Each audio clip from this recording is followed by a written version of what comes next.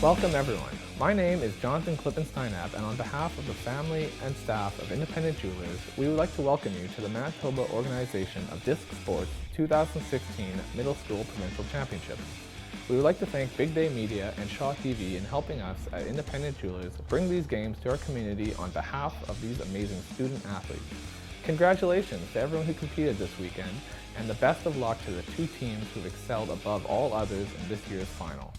We would like to make this an annual tradition, so please join us for the high school championship following this game and watch for us again in 2017. Hello and welcome to Independent Jewelers Park here, where we have the 2016 Middle School Ultimate Provincial Championships between the Grey Academy Raiders and the St. John's Ravenscourt Eagles. I'm Hugh Wachenko and I'm alongside Corey Draper. Yeah, Hugh, it was a great day for Ultimate. We were really expecting some horrible weather this weekend and got really lucky. And it's a fabulous venue for this. And I think it's special for these kids to have this opportunity to play in front of a crowd and in a situation like this that makes the elite status of a provincial championship. Yeah, it was touch and go there for a while. It's always unfortunate when it has to be postponed due to weather, because not all the kids can make it the next time, but the weather held up for us. Thank you very much. And there you see a shot of the SJR Eagles in their pre-game huddle. And I believe we're going to get underway pretty quickly here. I want to thank everyone for joining us live on the webcast. This will be broadcasted broadcasted on TV throughout the week on Shaw TV. Correct.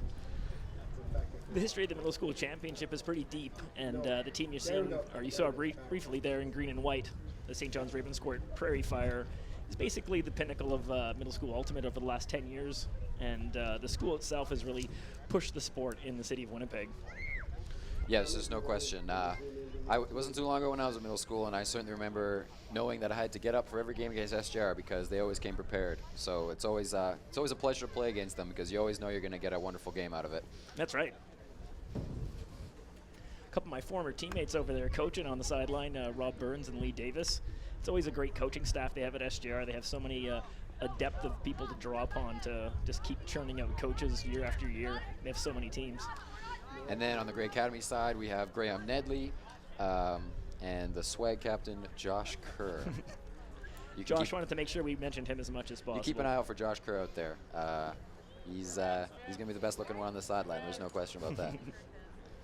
So for maybe some of our viewers who aren't quite as familiar with Ultimate, we're going to try and give you some tips here and there as what's going on, but we'll assume that most of the people tuning in are hardcore fans and or family of these teams. And apologies in advance if any of the names are not pronounced correctly, but we will most certainly do our best here. I give it a 9 out of 10 chance that we butcher a few names. Oh, yeah. I'll take your odds on that one. The style of play in middle school is quite a bit different than what we're going to see a little bit later in the high school final, and we'll wait and see how it plays out. But we know that Grey Academy, the defending 2015 provincial championships champions, have had a great tournament, and as has SJR Prairie Fire. Yep, and we see Grey Academy walking towards the line there. SJR is now doing their pregame cheer, which means we're going to get underway in just about 2 minutes or so. There you can see the other coach, Adi, along with Josh Kerr there in the white long sleeve. And here comes Rob Burns walking across the sideline. We'll get him there in a second. There he is in the sun hat. And now SJR is about to take the field, and we are going to get this middle school provincial championships underway. I'm very excited. Looks like Grey Academy will be starting by pulling the disc, which means that they will be playing the first point on defense, which means SJR will get a chance to score first, but we will see if they score right away. So we do apologize to our viewers. The Grey Academy Raiders just happen to not have numbers on their jerseys, so we won't be quite as able to keep up with who their players are, but fortunately SJR does have some numbers, and we'll figure it out as it goes. I do recognize several of these players on both teams from our Winnipeg Youth Ultimate League, and we're really growing a lot of great players that way.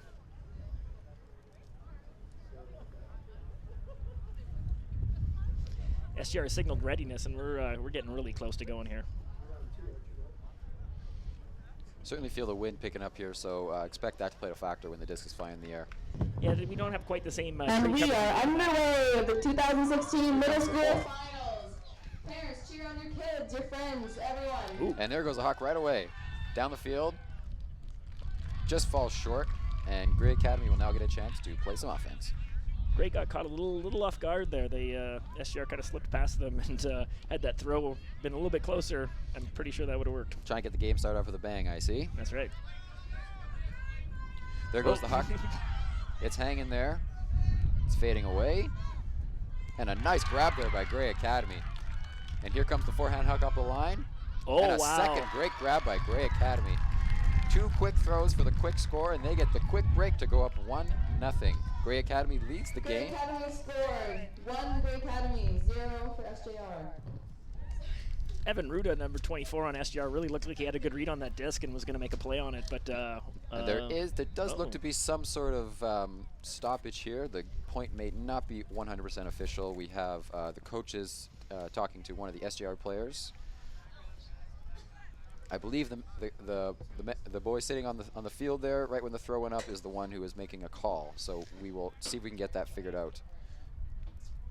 I think the call, if anything, must have been back at the throw because the play at the catch looked pretty clean. Yeah, perhaps he was maybe kicked him by accident when he was down on the ground. I'm sure there was no intent Call there, on the but field, No. this is going back to Gray Academy. So yeah, we don't quite know what happened over there. Could have been travel. There's a few other things that could have been called. Would have brought that disc back. so it looks like the disc is going back to the first throw of 2, which means that the call must have been perhaps a contested foul on the first catch that was made. Perhaps. And now the disc comes back to the thrower, which means the Gray Academy does not score the point. The score is still 0-0, and we will start again at the line for Gray Academy.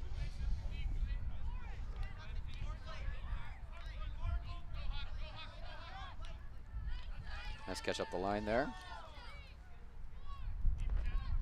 There's a forehand huck up the line. It's floating a little bit. Deed by SJR. SJR will now get a chance to score. Yeah, number 29, Clayton Campbell, got up in the air and knocked that disc away. He sure did.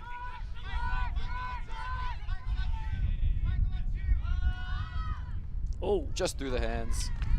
No seconds there for SJR either. And Gray Academy will get one more shot to try and score.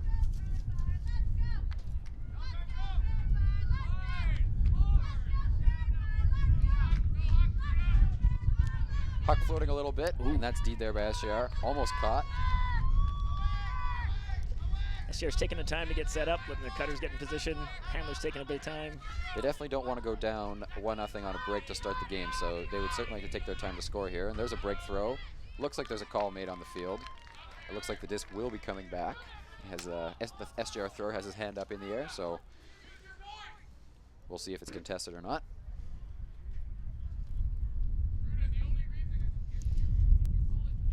The spectators who may be watching, the wind's traveling heavy. It's pretty much a headwind. So currently, right now, SGR's got the wind at their back, and it really makes it difficult for whatever team's trying to go in the other direction. Looks like the disc will be reset. Gray Academy looking to tap it in, and there's the tap. Disc goes up. Oh, so close.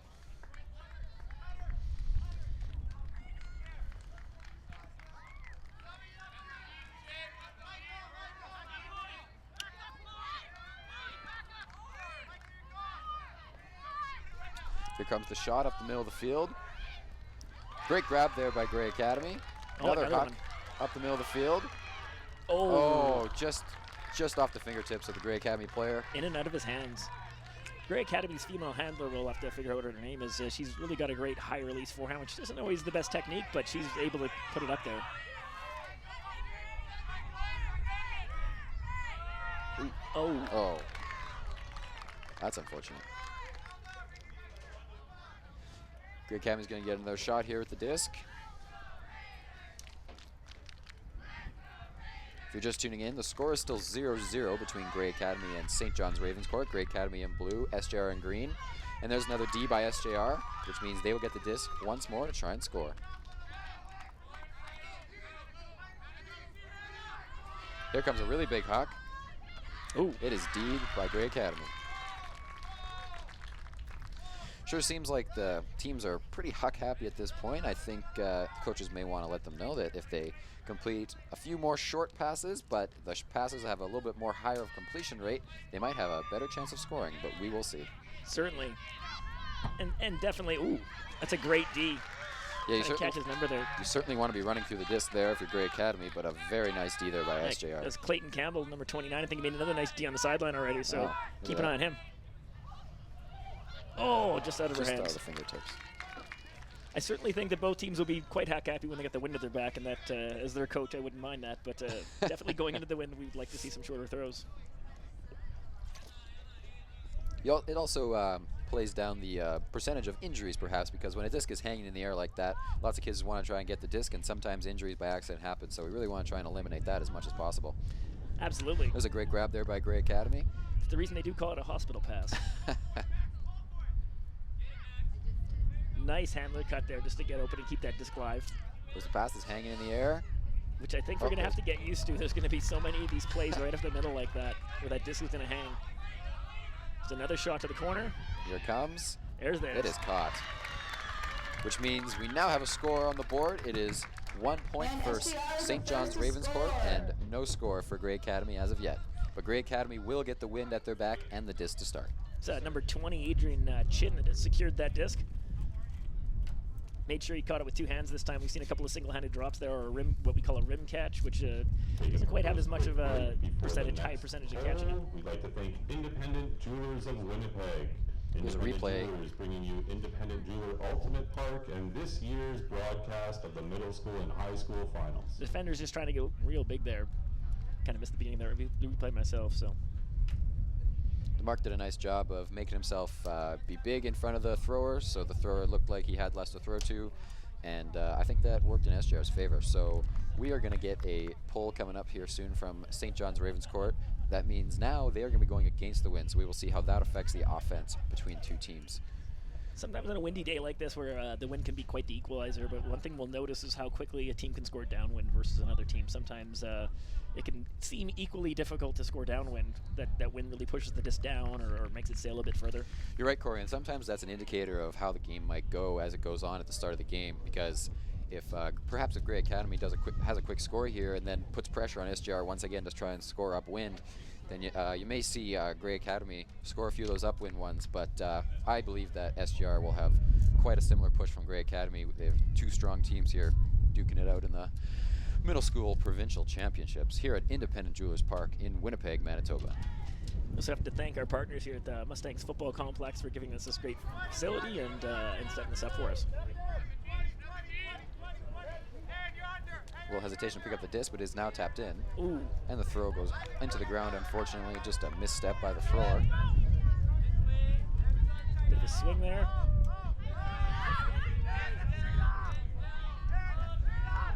Great catch there by SJR. And the throw just is a little short, goes into the ground, which means Gray Academy will get another shot with the win. Made a notice number 23 from SJR, Ian. He's a left-handed thrower, and that can really be tricky in a game when you've got a couple of strong handlers that are left-handed. It really changes the angles of things and can be tough to deal with as a defense.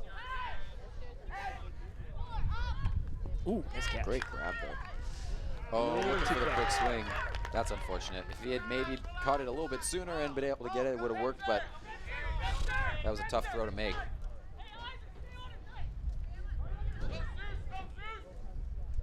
There's a throw across the field. That's hanging a little bit. Right Great there. catch, great catch. That point could prove to be really And a big. beautiful throw by SJR, making the game 2-0. That upwind point will make the score 2-0 for SJR. SJR in green, Gray Academy in blue. And that's a very big point going upwind, so we'll see how that affects the rest of the game. Coca-Cola, Ultimate Powerade, and always Coca-Cola.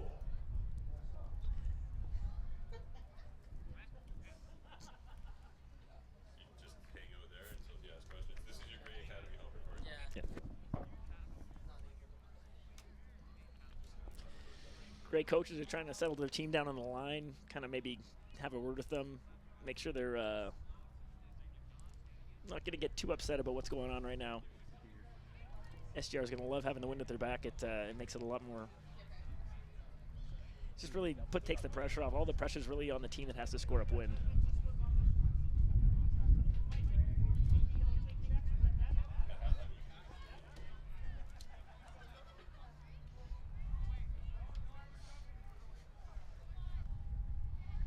SGR taking their time here on the line.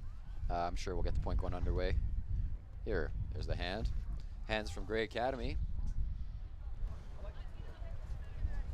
And here comes the pole.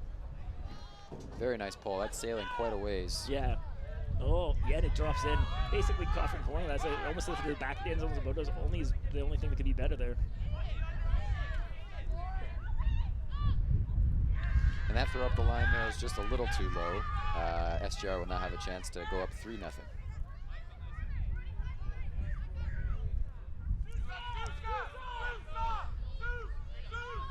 Oh, that throws a little low. A little quick too. I think that Yeah. if she had taken her time, the play might have developed a little bit quicker for her. But still a very good choice. And Gray Academy will now get a chance to try and make it 2-1. Yeah, you could really hear the coaches calling for one of their players they thought was open. Getting us that high release throw by Gray. I think there's a call. Looks like a foul's been called by Gray Academy.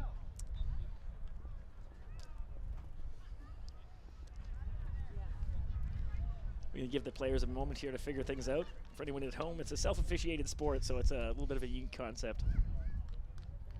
Sometimes it's tough to follow for us because we're trying to guess what's going on, but we figure it out as we go. So the play does stay where the reception was had, so the foul was accepted. There's a break for his backhand, but just doesn't quite hang there.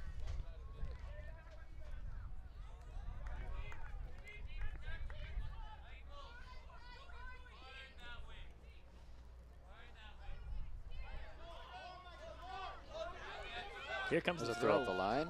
Oh, wow, What a that's great a great grab. catch. A couple of forehand fakes. And a swing back around. Nice catch there.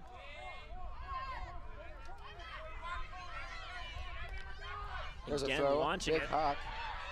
Looks like it's Oh. just a little too long. SGR made a really nice effort to try and make the grab, but it does go a little long, which means Gray Academy will now play on offense.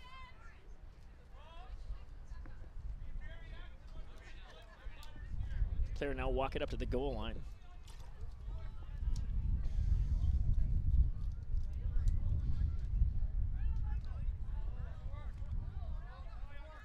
Gray Academy's using basically a horizontal offense, or a West Coast as we like to call it. Nice catch in the middle.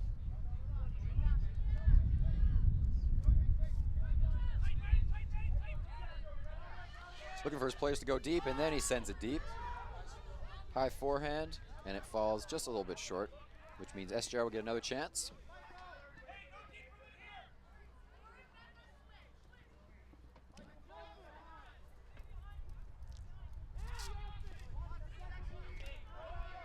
Whoa. That throw's coming a little low. Unintended defender got her hand on it there and took away that chance. SGR did try and make a play on it. That girl number 8 was very close. But is this going to work? Here comes It's another up. big huck. Oh, nice catch. Wow, what a grab there by Gray Academy. That's a very big point for Gray Academy going upwind, which makes the score 2 for St. John's Ravenscourt, 1 for Gray Academy. So we had Joey from Gray Academy made that nice throw, and Michael was sort of the unintended receiver who was smart and came underneath and grabbed that. I do believe SGR would have got a D if they would have let it try to go to that second receiver. Gray Academy's been a great addition in the last several years to the mods programming. Their school's really taken the sport to heart. There are a lot of teams at both the middle school and high school level, and as I said, last year winning the provincial championship and doing very well just shows the strength of the program. There's a few of the Gray Academy coaches, Adi and Josh Kerr, talking to their team, making sure that they are aware of what's going on for the next point. They're going to try and go with the win to try and tie it up at 2-2, which would make this game very interesting. Another great point. That point brought to you by the Mustangs Football Club. Thank you to the Mustangs for allowing us to use their fields and parking lot over the weekend. Hand goes up for Gray Academy. SGR hands are up as well. Here comes the pole. Your choice. Very nice rip there. Again, pinning them on that side, assuming they're forcing to that sideline. It's a great starting position for the defense. No count yet, so that's why the throw is taking his time. Up the line, and almost a grab there by SJR. Gray Academy will get a chance to tie.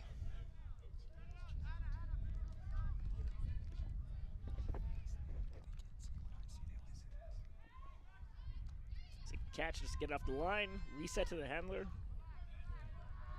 Looking for that break throw. Lots of fakes there by Gray Academy. It's a bit of a, ooh, wow, what a great grab there. catch.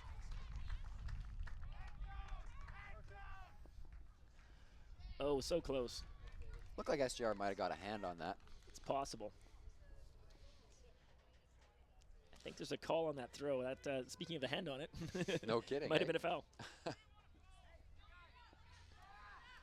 Looks like Gray Academy's going to do a flood stack right now, kind of create a bit of an isolation situation here. A lot of green space to throw into. Yeah, you see SJR, the blonde girl there on the right-hand side, trying to take away some space there. Yeah, I believe that's Catherine Dahlke. I recognize her from the Winnipeg Youth Ultimate League, and again, just showing the programming's helping here.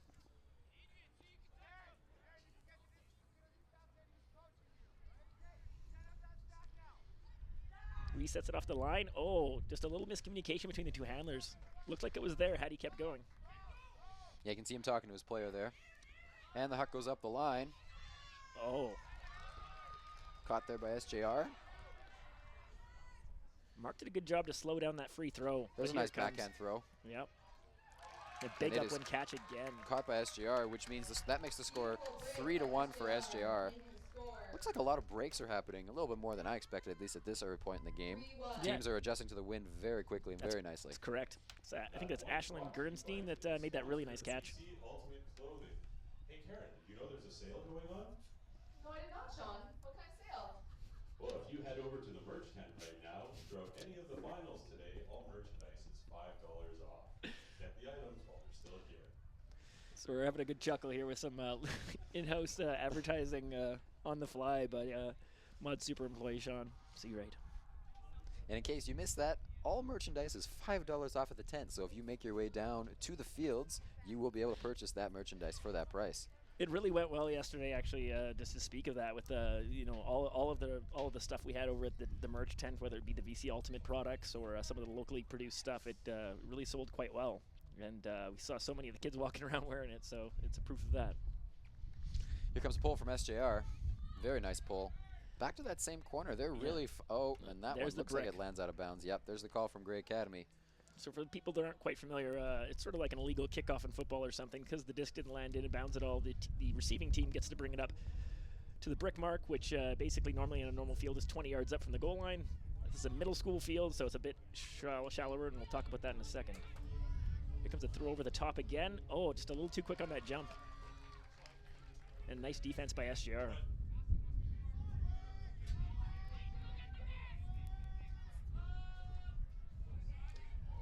A nice throw there by SJR up the line, just out of the reach. For those of you who are just joining us, the score is 3-1 for SJR. SJR is in green, and Gray Academy is in blue. Gray Academy walks to the line, taps it in. And again, SJR is going to try and keep them pinned on that really small side. Gray Academy really do themselves a favor to try and get that disc off the line earlier. Very nice catch D there by SJR. Oh, nice D. And a nice two-hand block there by Gray Academy. Matching Ds for the team. Taking his time, putting it into play, a little bit of confusion, but now it's up. Again, that disc coming up high over the top, and almost. A bit Great of a effort there slide by Gray Academy, but the Hucks really aren't working to the way that they hoped. I think they need to take into account the wind a little bit more. And here, speaking of which, here comes another one. Disc is hanging, and oh wow, oh wow. There's a couple of things going on there. Looks like SJR is making a call. His hands up in the air. Looked like one of the SJR players sort of ended up under the bottom of a pile. Yeah, it looked like the Gray Academy player was looking not so much at the disc, but at the player, and accidentally ran over the SJR player. I think that's the call, but it looks like it's contested because it's going back to the thrower.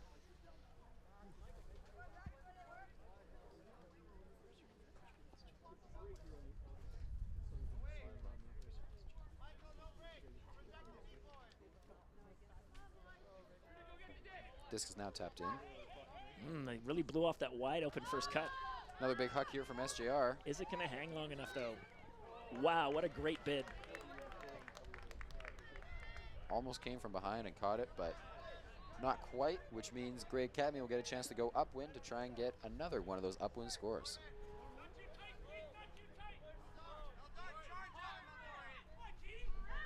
Here comes another huck. A little short. Fortunately, catch D there by SJR. That release just isn't going to work from there. Wow, great bids. SGR is content to just keep putting this down. They're taking their shots and making Grey Academy start on their goal line again, usually trapped on that sideline and facing into that wind.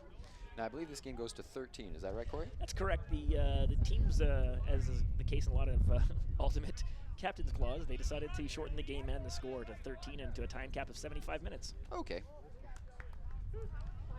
I'm trying to see what happened there, if that was completed or not. It was not. Comes that forehand again. Oh, wow. Oh, almost on the seconds as well. SGR gets a couple chances there to score. I believe that's the second time. It looks like a mirror image of the same angle of throw and the same attempt at the catch, and both times just couldn't secure it. Looked like Coach Rob Burns there was trying to relay to his team to catch with 2 hands, as so an alligator would closes his teeth. Great bid, but an even better catch. Get another lefty here. Some of the Grey Academy handlers there are acting almost like they're defenders, the way they're getting a little bit too close and clogging. Got a little bit flustered there and unfortunately had to turn it over, but SGR will get another chance to score here. Expect another big forehand here. He's going to put it up. Oh, that was a great Oh. That really looked like it was going to make it to the back of the middle of the end zone for the score. SGR did have a second chance at it, but just couldn't quite get their hands on it. Here comes This another one's hop. going to hang. And as often is the case, the tallest player usually gets the disc. Looks like there was a foul called though there by SJR. Grey Academy players not happy with it, but See if this gets sent back to the thrower or not. That's my guess. Is he's going to be contesting that call. yeah, considering the Grey Academy catcher's reaction, I have a feeling it'll be contested, and there it goes the disc, making its way back to the place where it was thrown.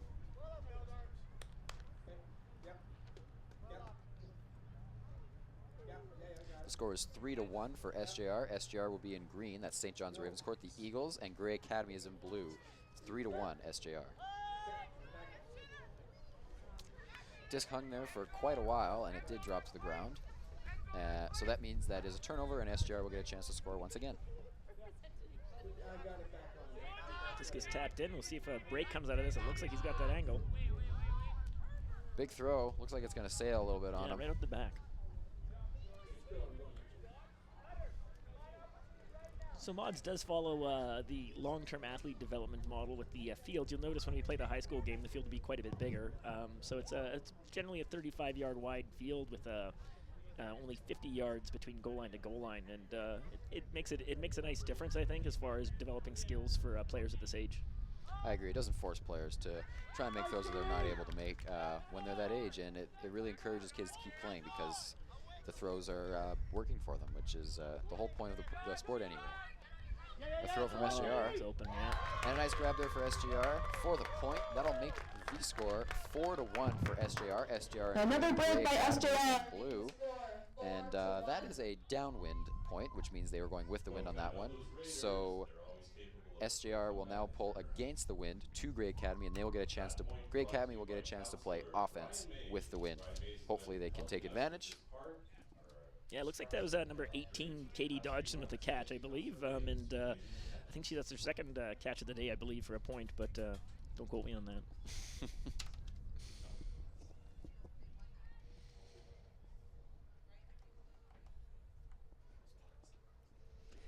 The large rosters the teams have and the bit of longer points, it can be difficult sometimes for players to get into the swing of the game. Might not get on for the first 3 or 4 or 5 points of the game, and as time ticks along, that warm-up will seem like it was a long time ago. Looks like a timeout has been called by Grey Academy as they're huddling by their bench. As you can see on our screen here, we got Coach Rob Burns talking to his players on the line, but all the Grey Academy players are huddled up at their team bench, just probably settling them down, letting them know that the game is still young and they will have their chances to try and score. So don't get flustered and just keep on pushing. There's a shot of Grey Academy. Coach Graham Nedley, a D, and Josh Kerr. Graham Nedley's actually a former Mods employee. That's true. In fact, he was the first summer Mods employee, second employee that we added back in the day. He was quite surprised to get the job since he didn't know anything about Ultimate at the time. Well, I know Graham fairly well. I've played against him quite a few times. He's couldn't think of a nicer guy to have the first mods job. So he's great. I certainly enjoyed having him for the 2 years he worked for us. Yeah, And no kidding, I bet. and really, and I think you have to kind of give him a lot of credit for helping to bring the sport to the school and look at the success that has had.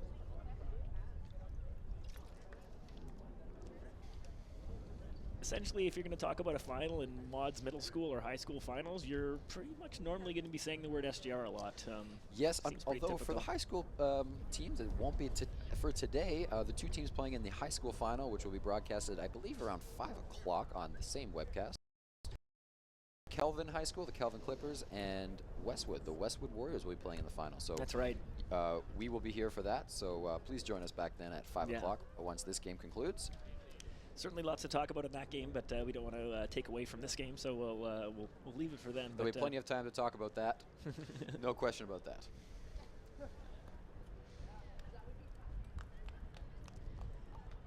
It's really convenient for us to be up in sort of a perched position. We've got this, this angle almost like we're in a stadium looking down on the field, and it gives a great angle. Really allows us to see the play develop and give you some good pointers and good things to look for.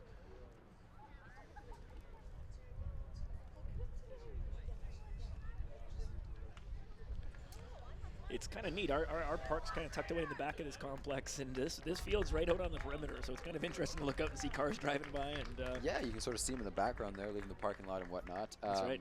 It certainly doesn't help as far as the wind's concerned, considering we're right beside the perimeter highway. However, that's just part of the elements, and that's part of Ultimate Frisbee. You just sort of have to roll with it. Yeah, part of the flavor of the game. If anyone's ever been at the windiest tournaments they've ever been at, sometimes you can lose a game just by losing the flip.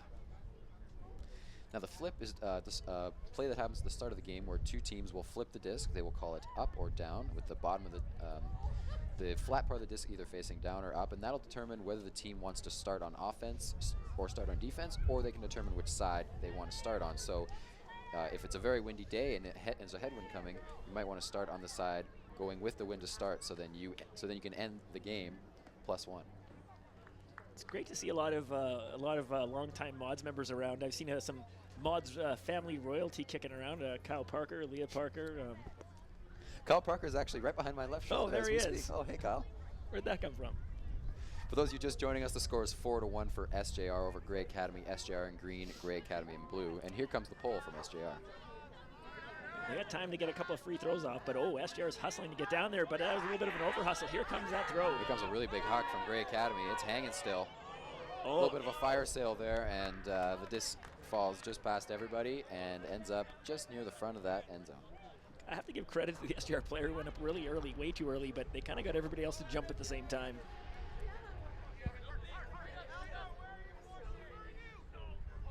As you've come to expect, there's been a lot of play up off that far sideline from the camera view. There's a big huck there up the line, although the disc does not come back in bounds, so since the disc was not touched, that means the disc will go inbounds the last place it went out of bounds, and Grey Academy will get a chance to throw from there. Those kind of situations can cause a huge flip in field position. So when you're hucking on that line, you really want to make sure it comes back in the field, otherwise you could be in deep trouble. Gray is once again showing this flood stack, trying to open up a lot of space in the field. Just off the fingertips of the swing, unfortunately. Yeah, Goes you're just right, a little bit high. As I believe that's Max on the far side, the handler who threw that. He's one of Gray's top handlers and normally quite sure on his throws, but that one got away from him. There's a disc hanging there. Almost caught there by SJR.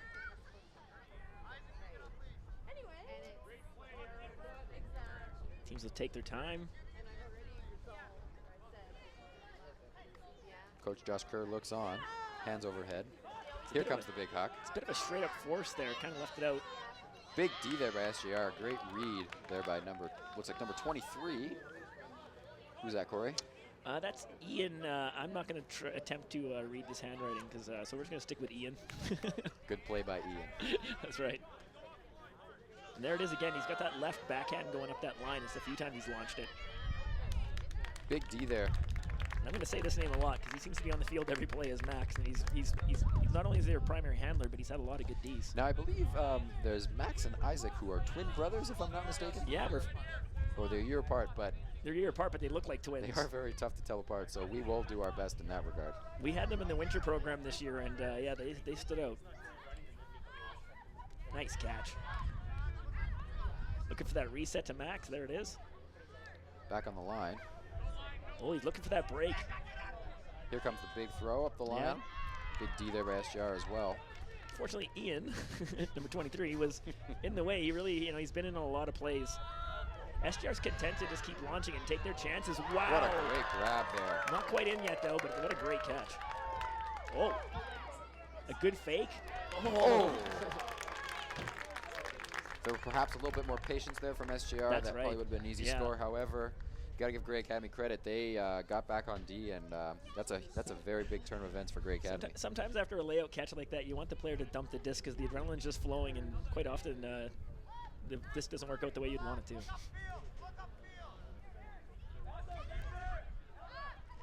Nice Max grab brings there. that down. Oh, there we go. SGR's trying to reestablish that force. Grey had a nice little break going there.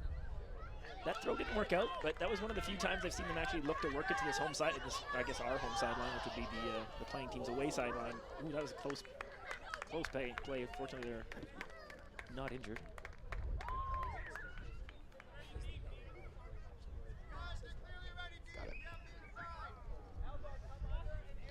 Got a Grey Academy alum here. I think plays on the high school team, just giving us a little bit of a point as far as differentiating between the, that's right. the Kaplan brothers. If I'm getting the wrong name, I apologize. Again, a nice D.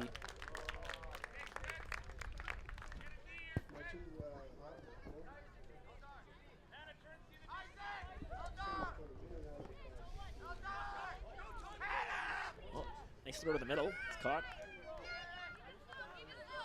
Another left hand. I'm just noticing so many left-handed players in this game. Kyle Parker knows something about throwing left-handed. Throw's just a little high there. SGR will get a chance. Yes, Kyle Parker is left-handed. Confirmed.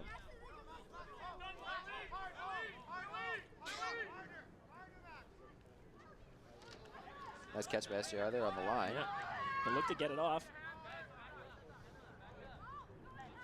And that disc hangs there a bit. Oh, it's caught on the seconds. Looks like Ian again with the disc. Yeah, looking to pivot out to his backhand. Large step around backhand, but that's D there. Can't get around Max. He's kind of always there around that disc.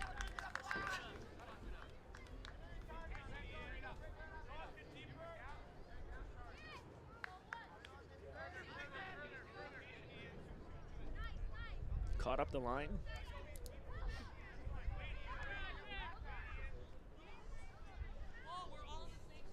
Ooh, very close to a catch. Part of that problem, you notice, unfortunately, for most of the team had gotten onto that sideline, and I'm sure the coaches would have liked them to spread out a bit more and get that disc off the line, use it more back in the middle of the field. It's 4-1 SGR right now. SGR in green, Grey Academy in blue. Oh, close. I believe that looks like it's probably out. Looked like he was outside the line there, and yes, SGR player drops the disc, signaling that he is out of bounds, which means the score stays 4-1 for SJR. Here comes a big huck there. That wind really just gave it a little bit of a push to get it over that defender. And it sat there for him. Oh. You're a bit impatient, I believe, on that kind of leading pass with that back wind. It's really tough to make that disc hang out there properly. Yeah, perhaps if he had given his receiver a little bit more time to get away from his her defender, excuse me, she would have had a much better chance at catching that disc.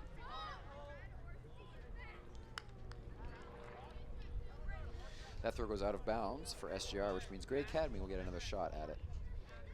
And I believe that's Isaac Kaplan, who will have the disc on the sideline.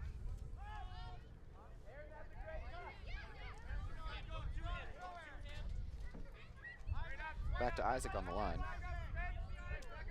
So I have been calling Isaac Max? Yes, Corey, we have determined that... It's his new nickname. I don't know how I feel about that. Yeah, he probably doesn't like that. Maybe we can edit in somebody else's voice over it every time I say Max, and I can say a different name.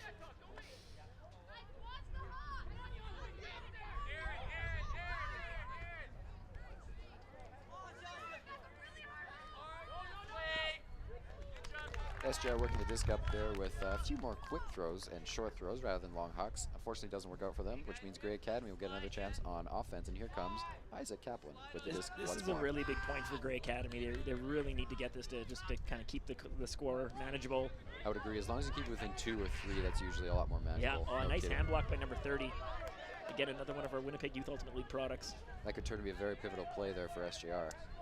Yeah, Spencer Bubas coming back in, looked wide open, but the defender got his hand in there. A little bit Poached the lane a little bit. Yeah, a little bit of poach D there from Greg Caddy. Yeah. That's a nice play. Nice backhand. Catch it just past midfield. Gonna put that up a little bit too much on it. Again, it's a little bit with that patience. If they were a little bit more confident in letting the receiver get to the space, they'll be able to get that disc a lot more effectively. Yeah. Oh, that throw looked a little late. It did make it through, but unfortunately wasn't able to corral it. Perhaps Max Kaplan had gotten his hand on that, I'm not sure, but it does fall incomplete, and Max will pick up the disc. There's a throw up the line. Oh, he really worked hard to get in there and box it out. And a big spike there from Greg Caddy. That's a very, very big point from a very emotional celebration, which means the score is now 4-2 for After SGR. that long point, SGR Greg Academy has lead gotten Grey their Academy second in blue. point. So we have got a game here, folks. Don't go anywhere just yet. That point brought to you by Daredevil Discs, the official sponsor of Team Manitoba for 2016. Now Greg Academy's really just going to have to find a way to get that break into the wind. Yeah, once they get that upwind, if they get an upwind point on this point, and then they can go downwind again and score, it is tied again, folks. So right. SJR better be careful when they're going downwind. They better not turn it over too close to their own goal line, because Exactly. Grey Academy could pounce and make this even a closer game than it is already. That's right. Often the way to get out of these tough situations with the wind is to capitalize on an offense's mistake where they have a turnover fairly close to their own end zone, and then the team doesn't actually have to work it that far. Looks like all three coaches of Grey Academy are there talking to their team, as we know, this is a very big point for them. So they're just making sure they know everything they need to know in order to make this game a one-point game. As it stands, it's 4-2 for SJR. The tip I would give them is to cover the deep. Yeah, it seems like that's a pretty common theme for this game so far. There's a good chance that SJR will be throwing some hucks on this point, but again, that remains to be seen. You can see SJR, they're waiting on the line. Looks like a few new players out on the line there for Grey that we haven't seen, and also for SGR. So, like as I said, it takes a little while to work the rotations through to actually get all the players in the game, and that can work to people's advantage and disadvantage. And that's part of what makes Ultimate so great. With such a pivotal point coming up, every player getting a chance to play, that's really what it's all about. Yeah, especially at the middle school level where we really want to see development of all the players, and it took all these players to get them to this point, so they're going to need all of them to finish the game off. Big pull there by Grey Academy, rolling a bit, but nicely stopped there by SJR. Well, how comes that high hawk we expected? Oh, good call on that one, Corey. Yeah. But it does fall a little bit long.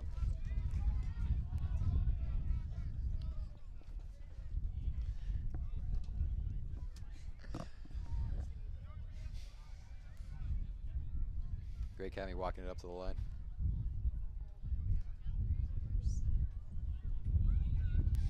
And here comes a big backhand big hug. backhand. And it's caught up the middle there. A nice idea of lateraling that, but it's pretty risky. They lose quite a bit of yards. Good thing they hold on to it. But Grey Academy does retain possession. I think that backhand's coming. No, here we go.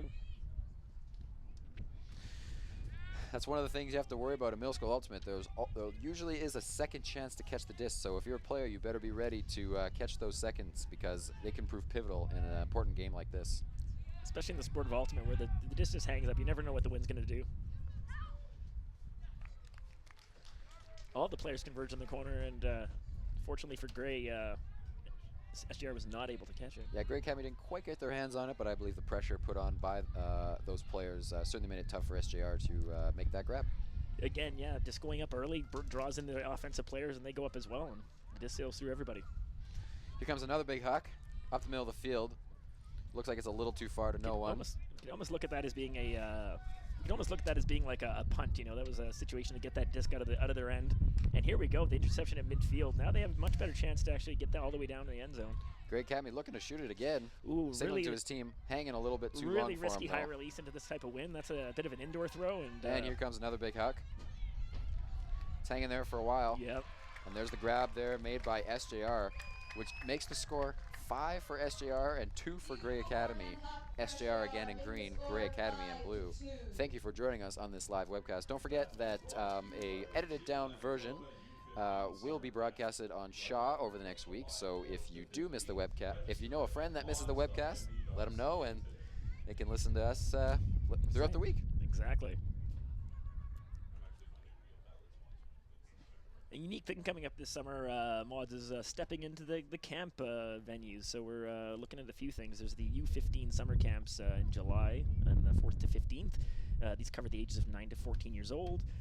People can register online at our website, mods.mb.ca. And then there's actually the Ultimate Summer Camp, which is a bit more of a developmental camp and covers a wider range of ages, 9 to 17 years old. And that's July 18th to 29th. You can also register at the same website, mods.mb.ca. Corey will actually be at those camps coaching those That's kids. right. So if you do hear about us from the live webcast, you can expect to hear this voice talking at that camp.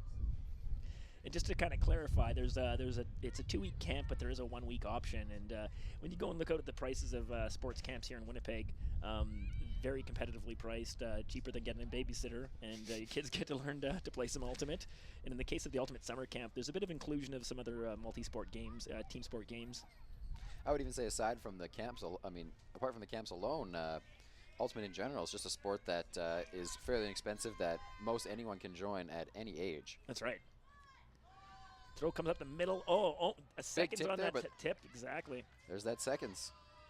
Gray really needs to finish this point off to stay in the hunt. Big pivot there. That's a really nice move. He really moved the defender. She made a really nice catch. Wish I had some names for people here, but Wow, that's a great point there by Gray Academy. Very, very quick movement of the disc. That makes the score 5-3 for SJR. Gray Academy now has 3, SJR with 5. I believe halftime will be at 7 points if the game is to 13. that's right. I believe that was Eli that made that big catch in the end zone. Really nice to get up there high and early and take it down with both hands. We saw a few drops in that end zone from both teams, and he really went up and got it the best way he could. And that's sort of indicative of the movement that was done by Gray Academy there. It wasn't just one throw to try and get into the end zone. They had about 3 or 4 throws, but they're a little bit higher percentage, so it gives them a better opportunity to score, and they capitalize. And now the score is only 2. Gray Academy is now only within 2, so that's very important to them as they want to get this upwind point, and let's try and make this a game again. Well, it's certainly a game right now. But That's right. So we might be confusing people because we use the term break, and we use it in 2 different ways. So we talk about breaking the force, which is referring to where the defense is trying to make the throwers throw, and if you throw it to the side that they don't want you to throw it to, that's a break force throw. And then he's also said several times, a break refers to when the team that's on offense gets scored on. if you have any questions as far as what's going on the live webcast, feel free to tweet me at hwichenko, HWICHENKO on Twitter, and I will certainly be able to ask any of your questions on the live webcast. I'll keep an eye on my Twitter feed in case you have any questions or anything you'd like to ask or say. Or apparently probably make fun of us. I'm fine with that too. That's right. I've watched enough live webcasts of Ultimate to know that's generally what happens. SJ's got a lot of space with the work here still.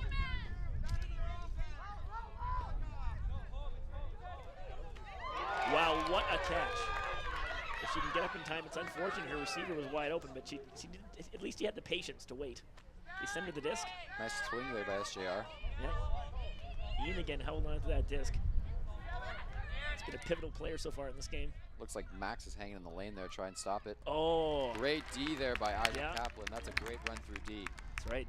Very pivotal for Gray Academy at this point. Spencer was just a little bit hesitant. He's been very aggressive at other times, but that was one time when he kind of maybe he should have gone to the disc. Here comes a big rip up the middle, but just a little bit off the angle of where the receiver was coming from.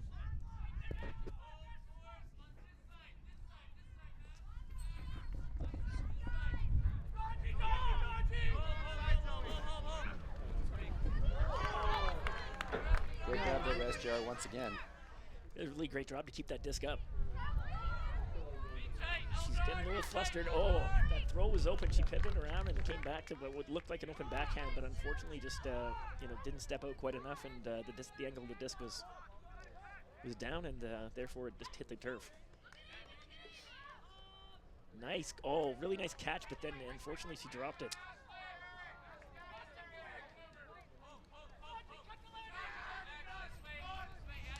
You see the coaches getting into the game on the sideline. You can really see the emotion and see how important this point is to this game and how important this game is as a whole. Many of these, many of these teams at this point now have started to practice throughout the year, or at least start much longer than back in the day when maybe we waited for the snow to melt, and they really only had 4 or 5 weeks with their team. For some of these teams, this is the end of several months of training, and I know that SJR went to an out-of-town tournament. Nice fake. Number 38 from SJR with the red hat. He's really had a lot of great moments out there.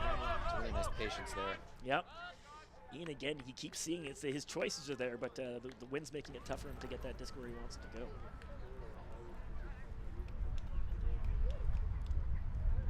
You'll notice in this game they're playing what we call, I guess, typically man-to-man. I know, that's what I'm trying to get to. That's what I was talking about. Yeah, maybe check with them. We can't hear ourselves.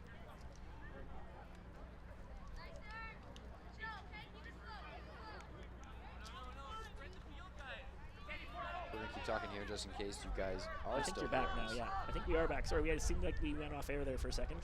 A little bit of dead space. SJR's bringing that disc back in on the line.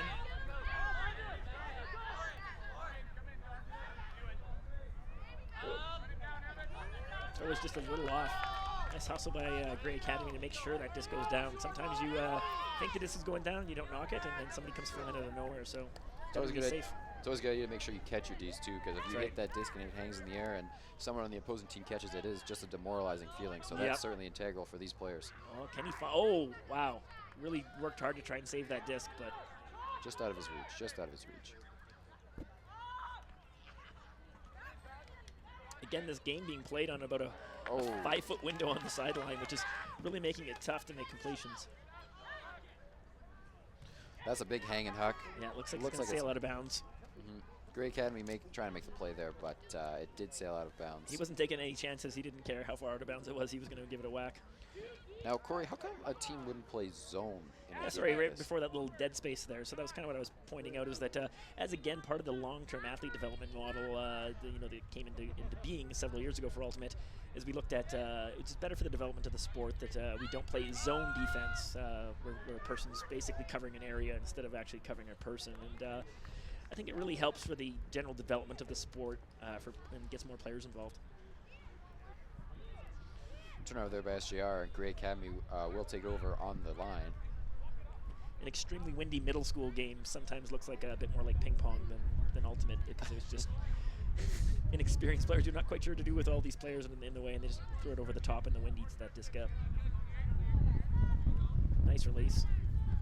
Good handler movement there. That's that communication they were talking about before. Yeah. Those two players were talking about it, were near the end zone, and now they've done it again. Yeah, a little bit of a handler give go, and that's really it's working well. SGR should look to try and stop that, but if not, Gray Oh, Academy that's should be able to gonna- take advantage. What a great bid there. Heartbreaking. They really deserve that point. That would have been huge, that upwind point. That was Aaron Thomas there with the bid.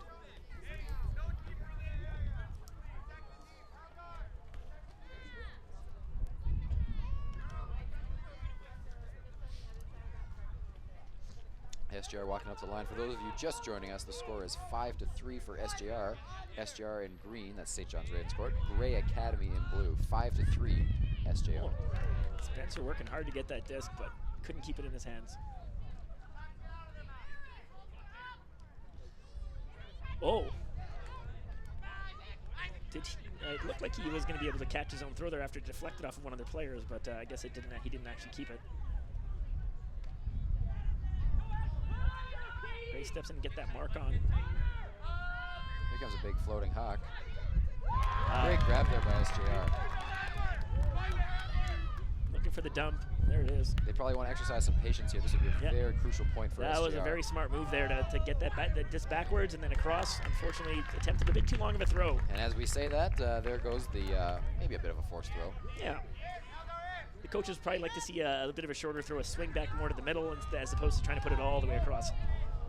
Wow, a great bid, but just couldn't get his hand on the rim.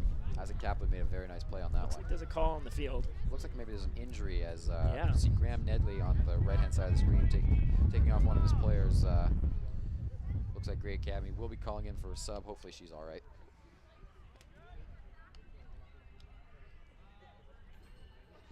In comes the new player to replace. SJR would have the opportunity to replace a player as well if they chose to, but it looks like the rest of their players are going to stay on.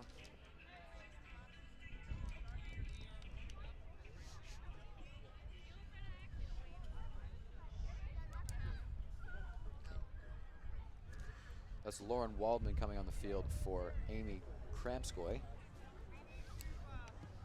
wonder if there's any relation to the famous Danny Waldman, Maud's lifetime member and major part of Maud's history.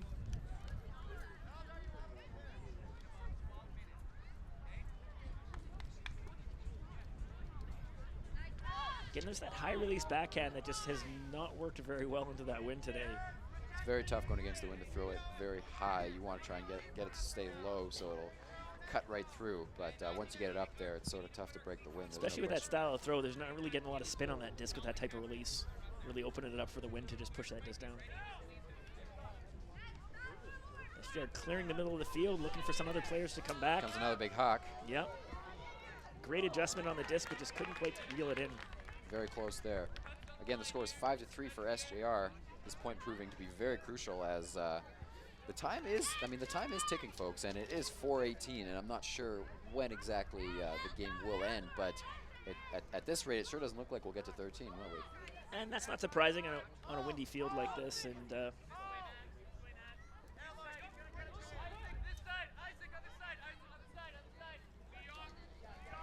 comes the huck, up the line. SJR, a little bit of patience with it. Just out of the reach.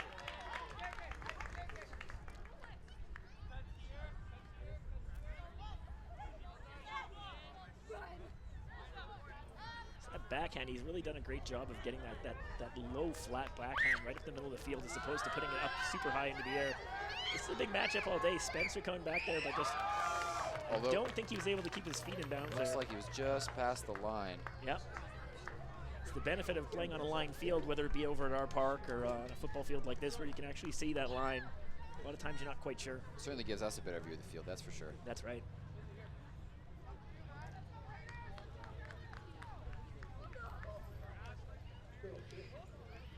Not sure if we can get a replay of that catch to see if he was in or not. I'm not sure what like capabilities we have here, but looks like they've decided to call it a no score, and there's Isaac Kaplan giving him a bit of a tap on the back as a we certainly didn't have that perspective from here, but it didn't look like he had kept his feet in.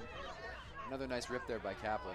That's Isaac. Interesting. And, it looked like falls just a little bit too low. Looked like Ian there from SJR wanted some sort of looking for a call or something, or maybe somebody else had made a call because he really stopped running and looked back and looked like he was communicating with somebody.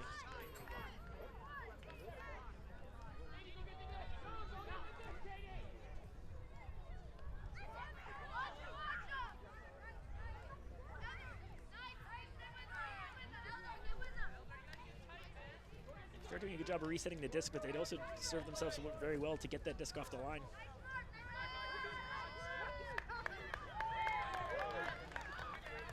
The game is now 5-3 for SJR, looking to score again, and there's a big D there by Grey Academy. So SJR in green with 5, Grey Academy in blue with 3.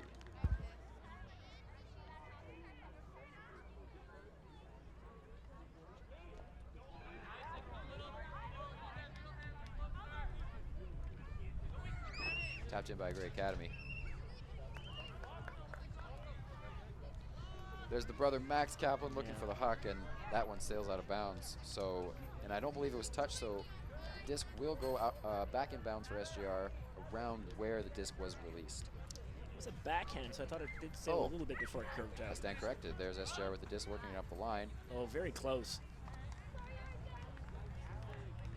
Gray's going to have to watch their spacing on their handlers. The last time they tapped it in, their handlers started very far away and a little bit clustered and kind of got in the way of each other. Absolutely. Looks like the teams are discussing where the disc should come in bounds. Not sure if it did on that throw because it was a forehand up that line. It's coming quite a ways up, and that's really good news for Grey Academy because everyone knows what it's like to be trapped right in your own goal line, and it's a dangerous place to be.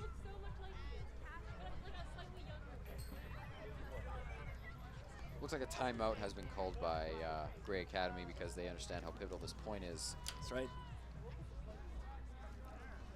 Give them some time to make a play, get a bit of a plan going, and hopefully, if they're if they're listening to their coaches, they'll be looking to get this disc off the line as opposed to just punching it straight through. No question, like you said. Timeout, Gray Academy. The whole point, or almost the whole game, really has been working up that one sideline. Yep. So we're feeling very comfortable on that line, and maybe if they branch out more towards us in the booth, they might have a little bit more success. That's right.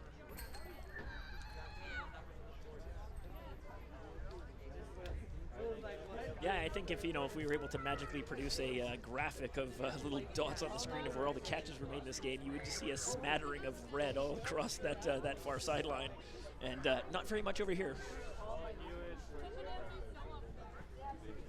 Coach Josh Kerr talking to his team in that beautiful Pittsburgh Pirate hat.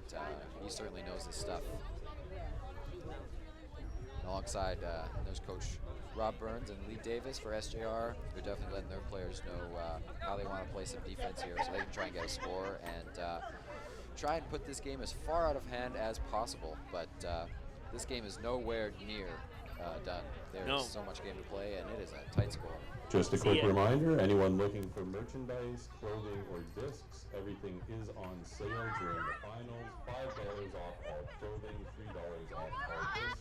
The merchandise tent is located at the north end zone. You can see members of the Kelvin Clippers starting to get ready underneath us here, getting their cleats back on. They've had a bit of a rest since their semifinal, and they're getting ready for when their game comes up. Again, I believe that's at around 5 o'clock, but depending on how this game goes and the presentations go after, it might be a little bit longer. Just stay patient with us, and we'll get you the game as soon as we can. If anybody's been around Ultimate, especially back in the 90s, there's something called Ultimate Time. Ultimate Time refers to maybe not quite being on time, maybe a little bit late.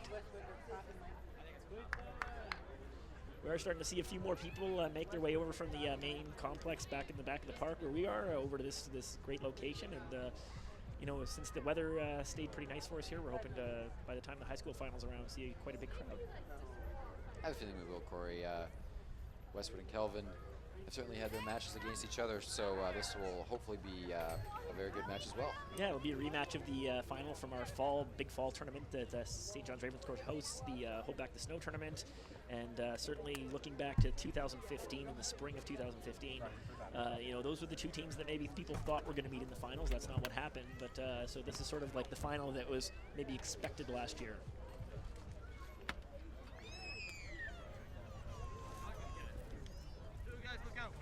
And that coach wins the battle. She's down for 10. Oh, this is an extremely long timeout. I'm not sure what's going on down there. Yeah, usually timeouts last. This feels like halftime, but yeah, they've either. 1, 2, 3, and he wins. Heavyweight champion of the world. There we go. Coach Rob Burns abusing, I believe, one of our young fans. Comes Josh Kerr strutting across the field there.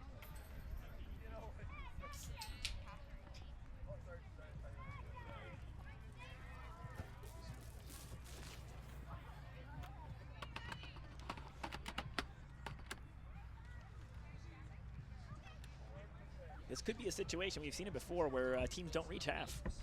Windy days Sometimes like today. that happens, depending on how long the points take. And speaking of points, the score is 5-3 for SJR. SJR in green, Gray Academy in blue. There's that high release forehand that she's let go several times today. Looks like that disc is going to blow out of bounds, though.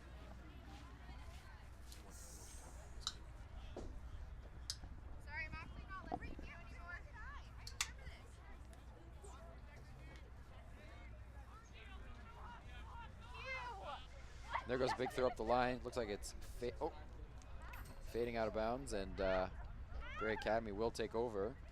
There's Isaac Kaplan making his way towards the disc. These long points can really be tough on these players because, one point might last 20, 30, 40 seconds, and then sometimes a point can last 10 or 20 minutes. Not only physically, but mentally. If you work very hard for a point. Oh, wow. You almost got that deflection. Sorry, they almost saved the disc.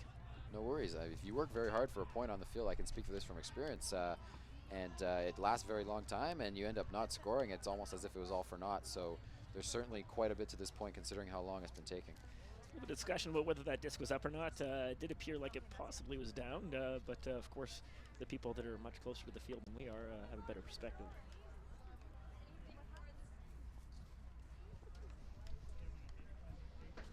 Looks like the players are talking on the field and Yeah. still wondering whether the disc was up or not. Looks like they're Send it gonna back to thrower. agree to disagree and go back That's to right. a thrower.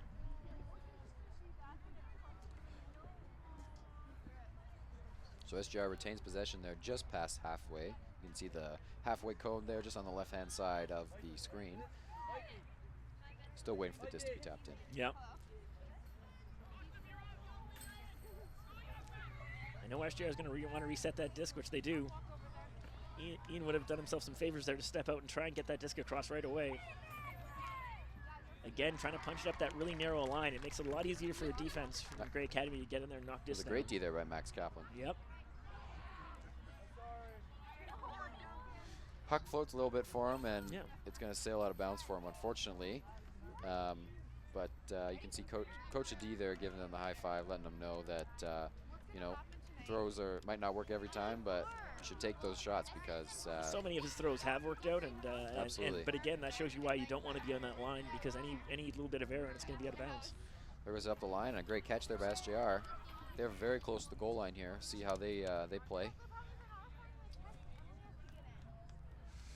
And it looked like she was running high on that stall count, so she just sort of tried to get it in towards the end zone. Didn't work out for her, unfortunately. So Grey Academy will take over possession.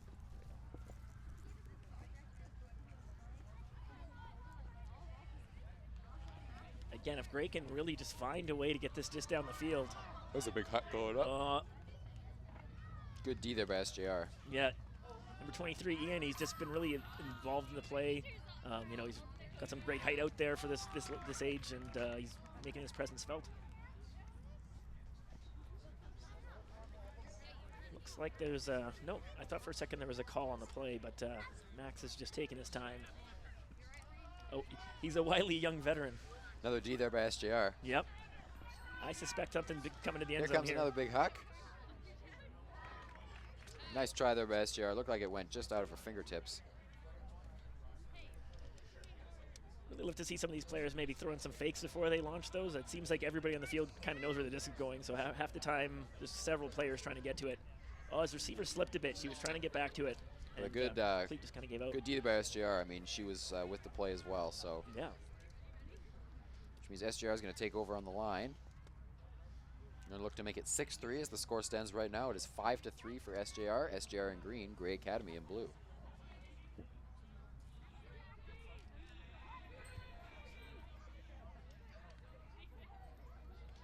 Well, nice catch. Just On the keeps her seconds. feet inside. Just outside the goal line. A little bit of pressure. A lot of people crowding her, unfortunately, but a great catch there. Oh, gonna and a call a timeout timeout. called. Not a bad spot to do it from, as far as they can get this point, they can really keep that advantage that they have. Timeout called by SJR.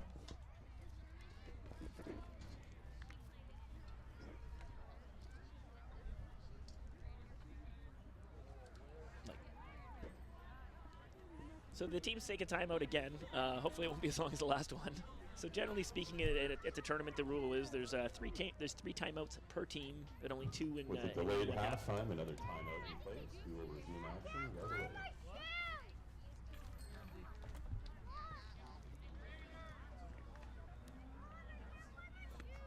Kelvin head coach Willem Conrad has just stepped into the booth. Ethan.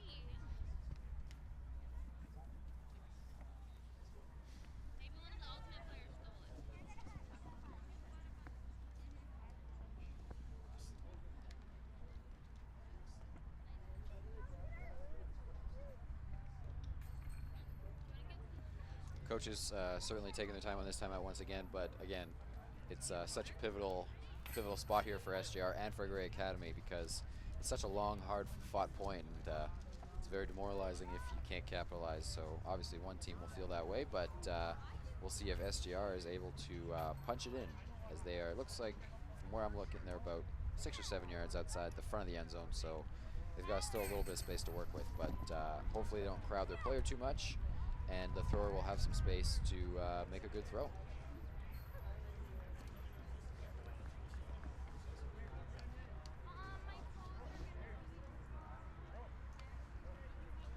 Coaches Graham Adi and Josh Kerr finalizing their play with their defense, letting them know how they want to play this one.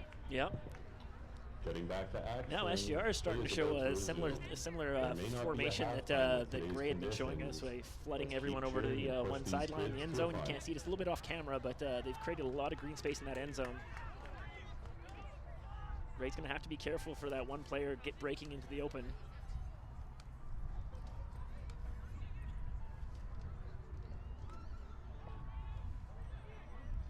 It throws up. Oh, so close.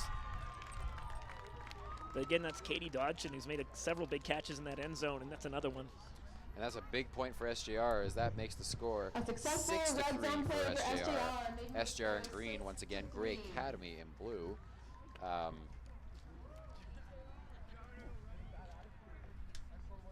That was quite the point there. That might have been a 15-minute point or so. It was, and that's gonna hurt. That's gonna hurt Gray Academy as this game time moves along. Time is their enemy right now. You can see on the replay. Really hard bid. It was just that first couple of steps that the defender just kind of bit on an inside track and then opened up their hips. And the SJR player does a great job of keeping her feet in bounds on that one. Yep. She was certainly very close to that sideline, but great play made there.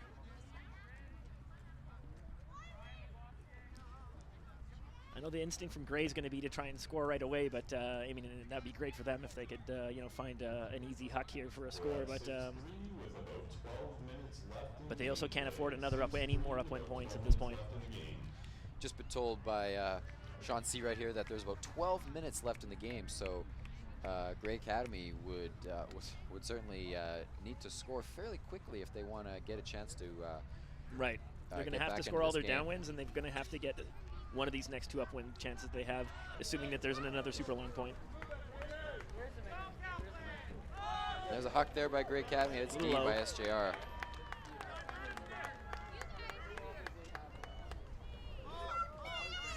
I believe this is the first time these teams are meeting this spring, as schedules didn't quite work out as far as league and different events that we ran. So teams haven't had quite a chance to see. Nice defense and really big game-saving moment there for them. Absolutely. That'd really be hard to come back from if they give up another upwind. Big pivots there. Wow. And wow, there's a big huck. And that's going to sail pretty far, almost to the next goal line, as you can see in front of that cone. So that's about a 48-yard throw. That's quite right. the throw there. That's right. Gray's really going to need to pin them here and try and score right away and find a way to get a mistake out of SJR and get that score upwind.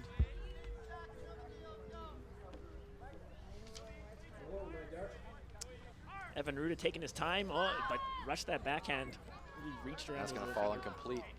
Missed it just off the screen there, but that will fall incomplete, and Gray Academy will get a chance to play some offense once again. Yep. Looks like this is a wide open cut here, but the handler's really looking downfield. Whoa.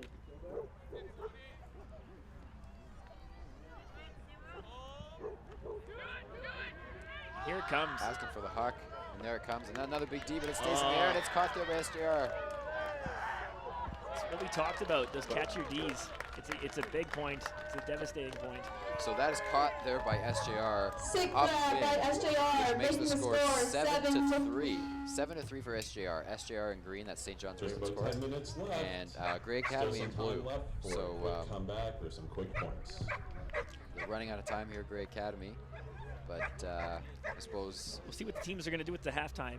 I really feel like they already had a halftime with that one timeout. that's true. So it looks like Graham Nedley and Lee Davis, the two head coaches, are talking about time there. They want to make sure that the team get a chance to play fairly. And there's a replay, a great seconds grab there by SJR, and a nice throw around. Looked like it might have been a foul, but good concentration there by SJR to make the grab and make the score 7-3 for SJR. So we're still trying to get word here if they are actually going to be taking a full halftime here or not. They are going to be taking a full halftime. We've just Wow. been told. That's very crucial for Gray Academy. Yeah. It's going to be very tough to make up those 4 or 5 points in the short amount of time they have, but we will see. Yep.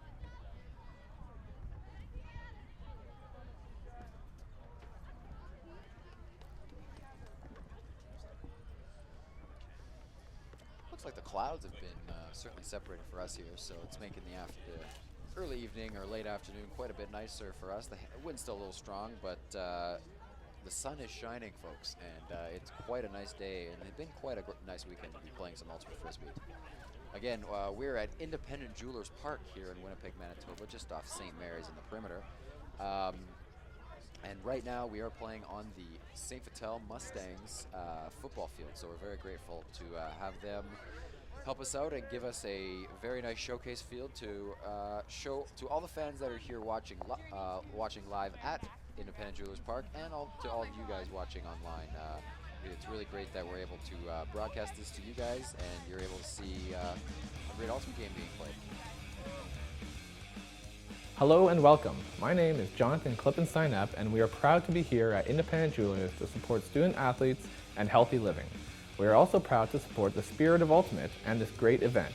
Once again, on behalf of Independent Jewelers, thank you for watching this broadcast and supporting this great sport.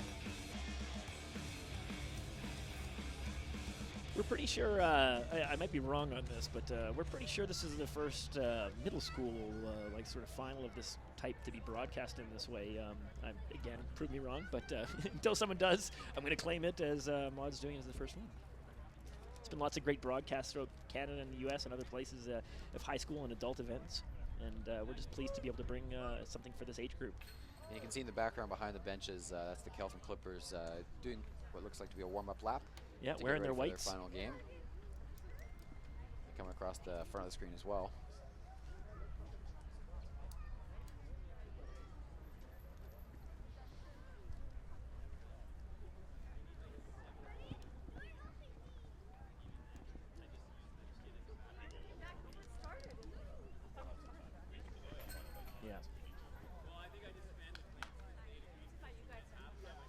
And very quickly, as you can see just on the left side of the screen, that is Westwood doing their warm-up lap as well. So both teams getting prepared for their provincial championship game, also being played on the same field.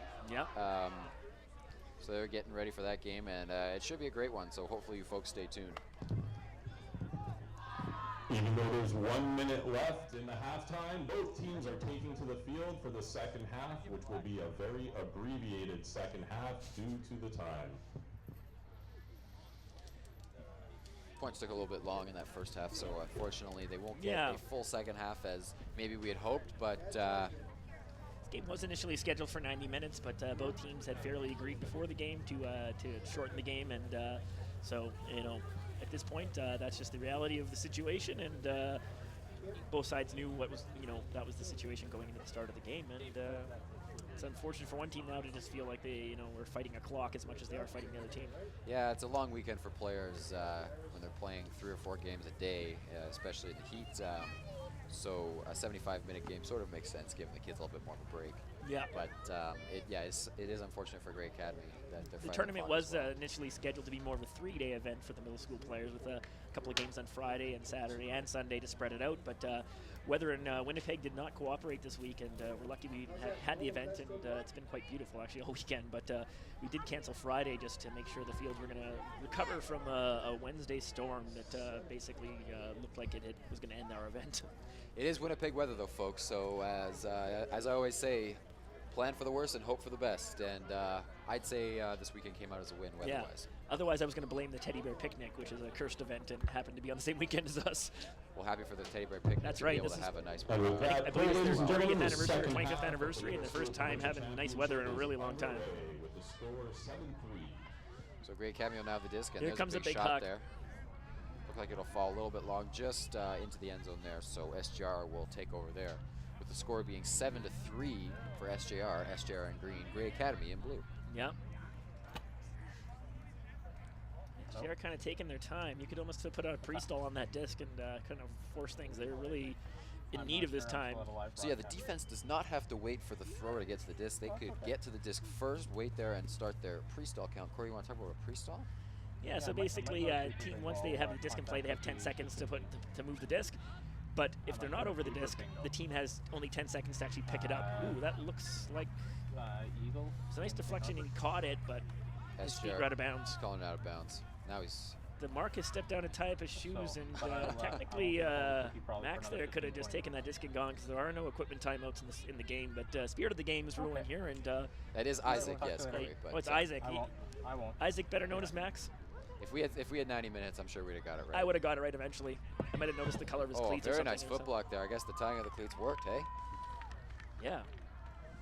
Here comes a big huck. That's going to sail for a little while. Yeah, there's going to be a few people on this by the time it gets here. No one gets injured. Yep. Oh, wow. And a nice grab there by SJR. Good reading of the disc. Someone got stepped on there.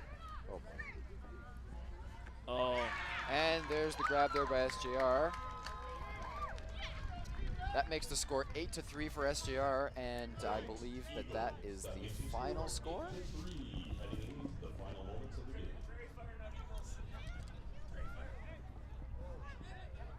Oh, looks like Coach Lee Davis is telling his players to stay on the field. So there will be one more point to be played for SJR and Gray Academy. As you see in the replay, there's the swing, and there's the backhand look. That was a really nice throw. Right there to number 8 for SJR, which makes it 8-3.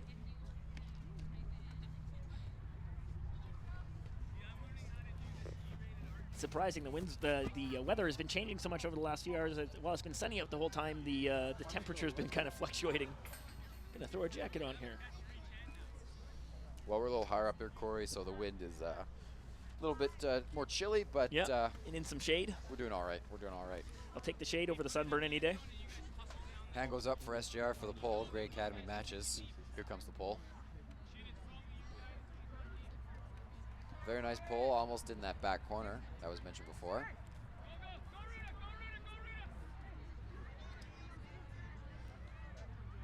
There's a chemistry between Aaron and Isaac that seems to be working pretty well. There you go, get that right one of these days. And the disc just falls a little bit past the receivers. So SJR will take over. With the announcement of the hard cap, that does put us. This does make this the last point of the game, and by virtue of the score where it's at right now, we do know that. I'm not quite. Oh, I hope she's okay. Yeah, she is getting up. Nice bid there by both players, and nice to see them get up and make sure each player is all right. Because again, that's why we play the sport. Nice wide open cut. One of the few times we've seen this disc on the sideline. Getting some nice movement. Oh, a little bit of that, too much of that high release again. And maybe a little bit too fast, too. Yeah. Looks like there might have been a call on that play by Gray Academy, perhaps a foul. Waiting to see whether it's contested or not by SJR. Looks like the disc is going back to the thrower, so it is contested, which means the SJR player believes that they did not foul the Gray Academy player, but the disc is now tapped in play. Here comes another backhand huck up the line. Great read there by Gray Academy. That'll give Gray Academy their 4th score of the game, making the score 8-4 for SJR. And if we are correct in the hard cap rule, that would make this game in the books. I do believe that's the end of the game unless somebody signals something otherwise. It's nice to go out on not only on a score, but an upwind score. Yeah. And they just wish they would have got a couple more of those earlier. SJR rushes the field to celebrate what is one of many victories for their school in this event. So congratulations to the St. John's Ravenscourt Prairie Fire team, who will win the game by a score of 8-4 over the Gray Academy Raiders. Great game played by both teams. We didn't quite get to 13 folks, with some of the points taking a little bit longer than usual, but hey, it was quite a game. So they're going to line up for some handshakes now, just like all Ultimate players do after a game, to show some thanks, to appreciate the competition, and SJR will go celebrate. That's right. Both teams had both schools, pardon me, had 3 teams in the middle school division at this event, and that's really impressive that, SJR, we know, has had multiple teams for a long time, and Gray just, even though they don't have huge numbers, they're able to get a big percentage of their school interested in playing Ultimate. As an Ultimate player, it's always great to see more Ultimate players playing in this tournament, and it certainly was shown throughout the whole weekend as our 13 fields were jam-packed for 2 straight days, and would have been 3 days. So we're very happy to be in the position we're in. If anyone's thinking of coming down here for the high school final, which will be getting going in a little while, parking is a bit of an issue. We suggest you carpool and make sure you don't park where it's illegal to park, and be prepared to possibly walk a little bit. But we do have some wonderful volunteers here, though, making sure that you guys are knowing if there's parking spots available. So if you feel that you don't want to risk it, might as well come on down, because our volunteers will be there to help you out in that scenario. So don't worry about that. It also, with the a lot of the other divisions are wrapping up over on the main complex, and not all of them, of course, stick around to watch the finals. So there should be, a lot of teams starting to leave over the next little bit for the end of the last round. And just off screen there to the left, there's Manitoba Organization of Disc Sports, that's MODS, President Ian Briscoe, presenting the St. John's Ravenscourt Prairie Fire with their middle school banner. Yep. There's Ian there. That's right. Congratulations, ladies and gentlemen. Getting a nice picture there. One of many banners going up for SJR, as it seems. I've been in their gyms, and yeah, the wall is littered with them. I was gonna say, are they running out of room yet? Yeah, a little bit. Yeah, we need a new wall maybe to put a banner on. Ian will be coming out to center field, where we will award our 2016 All-Star Recognition Awards, presented by Independent Jewelers. Ian off screen now is also heading out to the mid-center field, where we'll be presenting for the first time ever, the All-Star disc for the middle school division. This has been a high school tradition for a long time, but first time we're doing it for middle school. Our first All-Star from Lincoln, Isabel Einerson.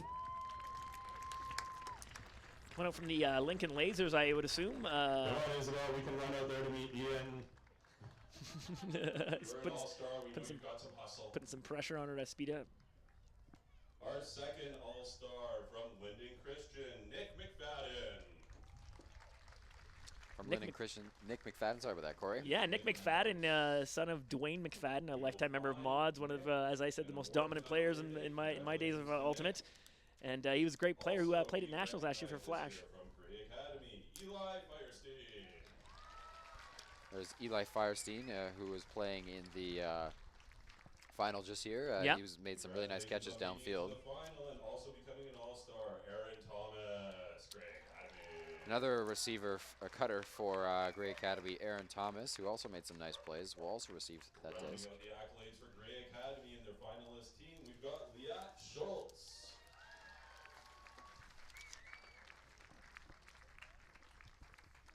Independent Jewelers is proud to recognize All-Stars from this year's championship team. Adrian Chin, come on down.